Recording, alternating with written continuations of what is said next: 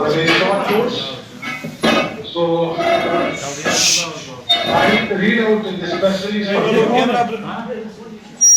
Basically conducted a secret verification into the allegation that Sajid Yusufai, Chief Financial Officer, and Zohur Ahmad Dar, Executive Engineer, both presently posted in Srinagar Smart Street Limited, have accumulated assets disproportionate to their lawful known source of income. And suspects are also living lavish and luxurious lifestyle. Sajid Yusufai owns a commercial property at Rambagh, Srinagar, having actual price significantly much higher than the value of the sale deal paid by the suspect. Besides, multiple bank accounts with suspicious transactions. In this way, public servant, namely Sajid Yusufai, Saaf Mohammad Yusufai, resident of Namlapal Pahpur, at present Dawlatabad Khania, Srinagar, presently posted as Chief Financial Officer Srinagar Smart City Limited, has enriched himself illicitly by indulging in corrupt practices which attract commission of offences under section 13(1)(b) read with 13(2) of Prevention of Corruption Act 1988 for possession of these assets which are obviously disproportionate to his known sources of lawful income. Accordingly, FIR 1-2025 has been registered in police station ACB Srinagar. Zohur Ahmad Dar owns a lavish multi-storied house at lane number 5, Ghalibabad, Shalten, Srinagar. Once around car, suspicious bank transactions in personal accounts and accounts of his spouse. Acquisition of Benami properties and huge assets in forms of FDRs. In this way, public servant named Zohur Ahmad Dar, son of Abdulrazak Dar, resident of Takam, Varipura, Srinagar, at present Ghalibabad, lane 5, Shalten, Srinagar, presently posted as Executive Engineer, Srinagar Smart City Limited, has enriched himself illicitly by indulging in corrupt practices which prima facie attract commission of offence under section 3(1)(b) read with 13(2) of Prevention of Corruption Act 1988. Accordingly, case FIR number 2-2025 has been registered in police station ACB Srinagar. Such warrants were obtained from the Honorable Court of Law, and as I speak to you, searches are underway at different locations. I suppose at 7 different locations right now we are conducting search and investigation is in progress. अब मैं हिंदी और उर्दू में हिंदुस्तानी ज़बान में आपसे इसका जो है बताने की कोशिश करूँगा। हमारे पास कंप्लेंट्स आई थी इस नगर स्मार्ट सिटी में 2 गवर्नमेंट एम्प्लॉइज हैं, पब्लिक सर्वेंट्स हैं, जो साजिद यूसुफदार जो वहाँ पे फाइनेंशियल जो है एडवाइजर के तौर पे काम कर रहे हैं, चीफ फाइनेंशियल ऑफिसर, और ज़ोहूर अहमद डार जो वहाँ पे एग्जीक्यूटिव इंजीनियर हैं, उन्होंने जो है गलत तरीके से इलीगली जो है करप्ट प्रैक्टिस से accumulate किया है disproportionate assets जो उनके known sources of income के जो है विपरीत है, उससे ज़्यादा है। Accordingly जो है हमारी जो investigation हुई इसमें वो जो allegations जो इनके खिलाफ लगी थी वो substantiate हुई, तो इसके बाद जो है we have lodged FIR against both these government both these public servants, FIR number 1 और FIR नंबर 2 जो पुलिस स्टेशन ACB श्रीनगर है, तो उसमें हमने जो FIR लगाया है और सर्च वारंट हमने जो है ऑनर कोर्ट ऑफ लॉ से हासिल की है, एंड अकॉर्डिंगली उसके बाद जो है 7 डिफरेंट लोकेशंस में अभी जो मैं आपसे बात कर रहा हूँ सर्च चल रही है। Thank you very much. Any questions? एक दो प्लीज। फ्रॉम श्रीनगर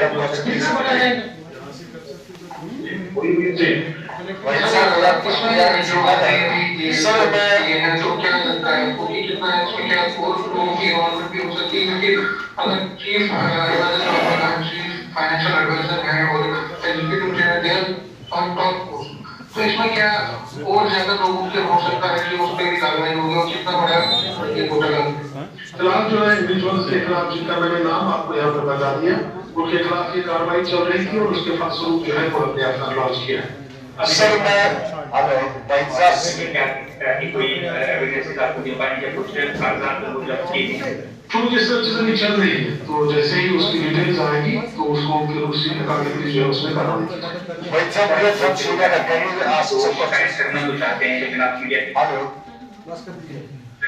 सर, मैं आकिब हूँ श्रीनगर से सर। क्या मैं क्वेश्चन कर सकता हूँ सर अभी?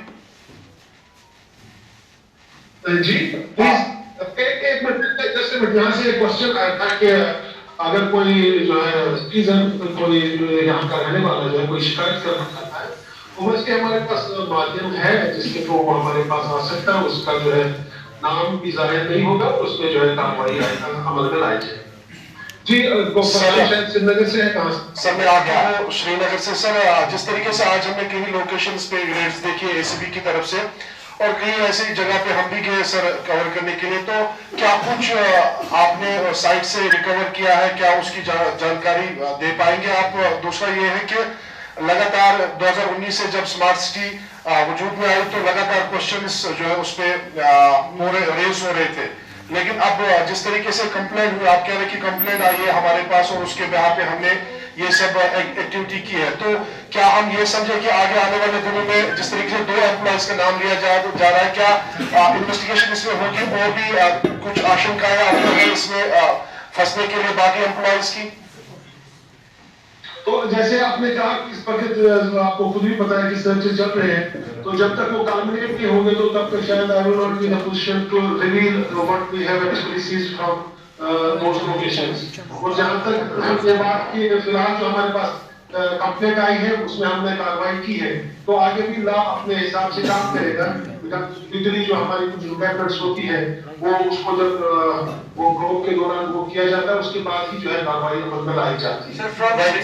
भाई साहब मेरा नाम सनम एजाज है, मैं श्रीनगर से हूँ और मैं आपकी इस ब्रॉडकास्ट में आपके साथ शामिल। मेरा एक सवाल आपसे है, अगर आप अपनी आवाज सुन रहे हैं तो आप ये सर बता दीजिएगा। जी मैं सुन रहा हूँ। बहुत बहुत शुक्रिया सर। मेरा सवाल है, आज की जो श्रीनगर में आपने कार्रवाई की, for me from last 22 years in the profession of journalism, this is normal practice, ऐसा कुछ इसमें नहीं है। बिकॉज उसका रीजन ये है कि आप जिस ऑफिसर को या इसमें जितने भी लोग हैं उनको उन्हें रेड हैंडेड पकड़ा, उनके एसेट पकड़े, जो भी पकड़ा, 16 दिन बाद इसकी श्रीनगर के या किसी भी कोर्ट से रिहाई हो जाएगी और फिर आपकी पीवी मैक्सिमम मिनिमम 5-6 years और 5-6 साल उसमें लगेंगे।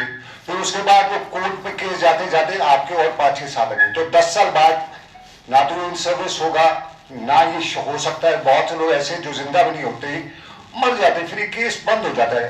तो इस एसीबी की इस कार्रवाई का यूजुअली आम आदमी पे कोई इतना इम्पैक्ट नहीं होता और आम बहुत से लोग ये भी कहते हैं कि ठीक है एसीबी वाला आज पकड़ लिया, 10 दिन बाद रिहाई हो जाएगी, फिर प्राइस पोस्टिंग भी बहुत से केसेस में होती है। तो कोई फन है इस तरह की कार्रवाई का? People want to know, especially I want to know, क्योंकि 6-6 साल अगर पीवी में लगते हैं और फिर 10-10 साल तक केस अदालत पे नहीं पहुंचता है, तो ऐसी कार्रवाई करने का फायदा क्या?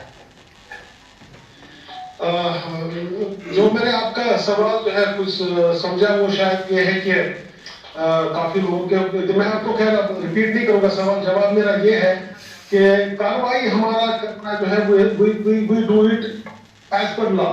हमारा जो है काम होता है इसमें, देखिए ये जो सारा प्रोसेस है इसमें इन्वेस्टिगेशन से जुडिशियल डिटर्मिनेशन तक एक लंबी प्रोसेस होती है। कानून जो है, कानून का काम थोड़ा लंबा होता है। हमारे पास इस तरह के काफी सारे जो है मिसालें हैं, काफी सारे एग्जाम्पल्स में है जिसमें आप देख सकते हैं कि लोगों के खिलाफ ठीक ठाक कार्रवाई हुई है। ऐसा नहीं है कि कार्रवाई होती है और फिर लोग छूट जाते हैं। हाँ, ये सारा काम जो है ये परफेक्ट तरीके पे नहीं हो सकता है। इसके लिए एक निजाम है, एक सिस्टम है, we have to go through that system, we have to respect that system। और ये अल्टीमेटली कानून की जो हमारा जो काम है इसमें इन्वेस्टिगेशन करना और जुडिशियल डिटर्मिनेशन करके इसको ऑनरेबल कोर्ट लॉ तक ले लेना जहाँ पे इसकी जो है कार्रवाई होती है। But there are several examples आप देख सकते हैं कि लोग कार्रवाई हुई है और बहुत बेहतर तरीके से कर। मैं थोड़ा सा काउंटर कर सकता हूँ इसमें? सप्लीमेंट्री क्वेश्चन है इसमें, थोड़ा सा सप्लीमेंट्री क्वेश्चन है इसमें, क्या वो मैं पूछ सकता हूँ? पूछ दीजिए। जी जी जी वहीद साहब, मेरा इसी के साथ रिलेटेड आप बताइए, थोड़ा सा आवाज कट रही है लेकिन मैं कोशिश करूंगा। आपकी आवाज अच्छी तरह हमें सुन रही है, थोड़ा सा अगर आप तक आवाज पहुंचे। मेरा सबसे यही सवाल है, फिर क्या ये इतना लंबा समय जो लगना है, इसके रीजन यही है कि आपके पास मैन पावर की कमी है, जो इतना टाइम लगता है फर्स्ट ऑफ ऑल पीवीज कंप्लीट करने में, उसके बाद कोर्ट के वक्त का साफ जाहिर वहां पे वकीलों के वो मामलात होते हैं, लेकिन क्या पीवी में 4-5 साल 6 साल लगना मैन पावर की कमी है? और अगर मैन पावर की कमी है तो कुछ है प्रोसेस मैन पावर को जो एसीबी का उसको बढ़ाने की? नहीं, हमारे पास कमी नहीं है। हमारे पास जो आज की डेट में गैजेट्स हो सकते हैं वो सब हमारे पास है, इसलिए आप देखते हैं कि तुरंत भी आई है हमारी कार्रवाई में।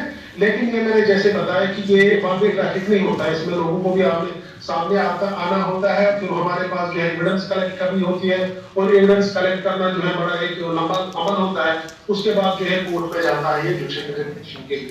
जी एक और सवाल जी श्रीनगर से एक और सवाल है, ये क्या आप हमें बोल सकते हैं कि what is the quantum of this corruption you are talking about? ये जो you are saying that the money has exchanged hands, from whom have they taken the money? Are we looking into the construction companies? Are we looking into the contractors? Are we looking into other bureaucrats who were involved in this whole smart city project? इस पे थोड़ा अगर तफसील मिले, क्योंकि आपने बोला कि कुछ एलिगेशंस जो आपके पास आई है वो प्रूव होने के बाद आपने एफआईआर रजिस्टर किया है. So can you give a little insight about that? Because when we write, we have to write in detail कि हुआ क्या है इनके साथ. ये बंदे जो involved थे, they could not have been operating in vacuum. And क्या आपके पास कुछ और कंप्लेंट्स हैं किसी और ऑफिशियल्स के और कॉन्ट्रैक्टर्स या कंपनीज के बारे में? देखिए, I got your point.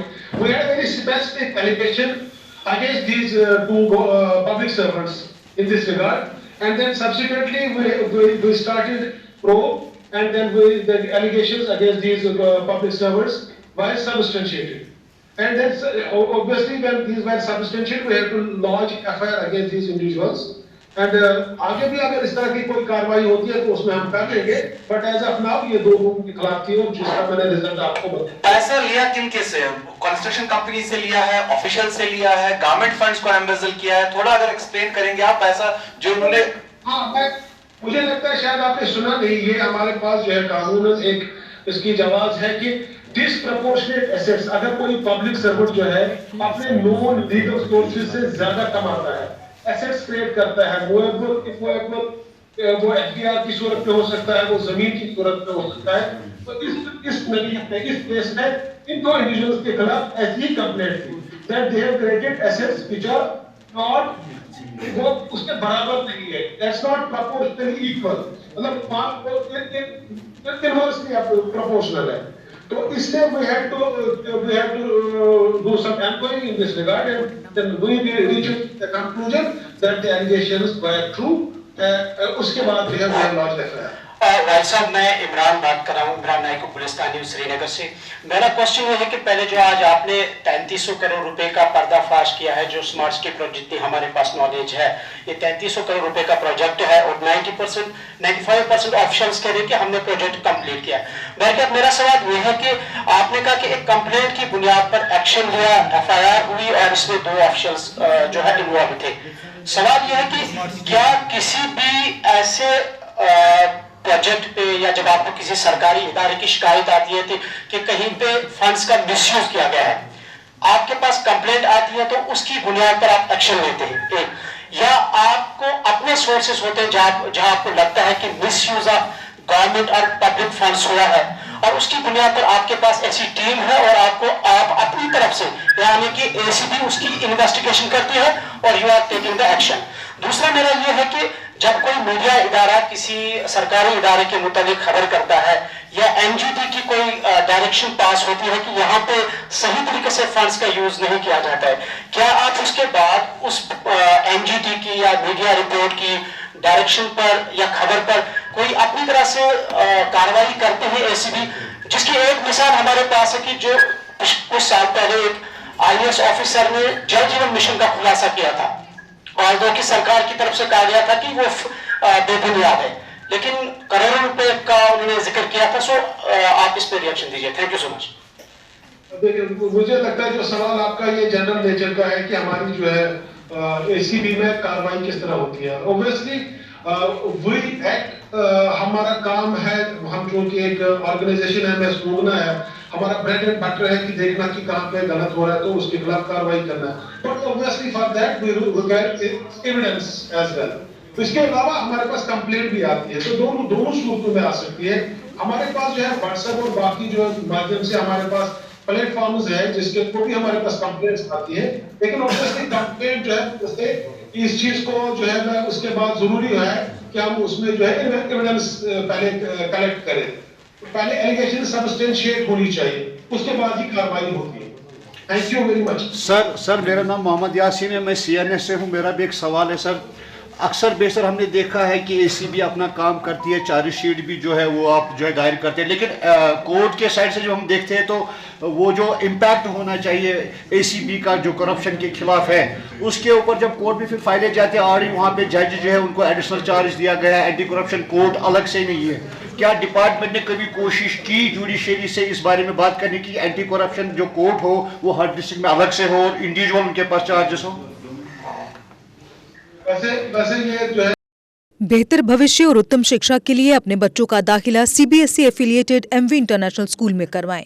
16 educational award से सम्मानित MV इंटरनेशनल स्कूल में अंतर्राष्ट्रीय टाई अप्स और लड़के लड़कियों के लिए NCC भी उपलब्ध है। यहाँ अटल टिंकरिंग लैब और नेशनल एजुकेशन पॉलिसी से लेस रचनात्मक पाठ्यक्रम पढ़ाया जाता है। हर साल कक्षा 12वीं की CBSE परीक्षा में स्कूल के छात्रों का top class result MV international school की एक खास पहचान है। स्कूल मैनेजमेंट ने अब तक उत्कृष्ट रिजल्ट के लिए टॉपर छात्रों को 61 ब्रांडेड लैपटॉप प्रदान किए हैं। लिमिटेड सीट्स के लिए MV इंटरनेशनल स्कूल में दाखिला खुल चुका है। जम्मू, सांबा, कठुआ जिलों में स्कूल ट्रांसपोर्ट भी उपलब्ध है। हमारा पता है MV international school, 17 miles, Thandi Khui, Samba. Phone number 7298212270।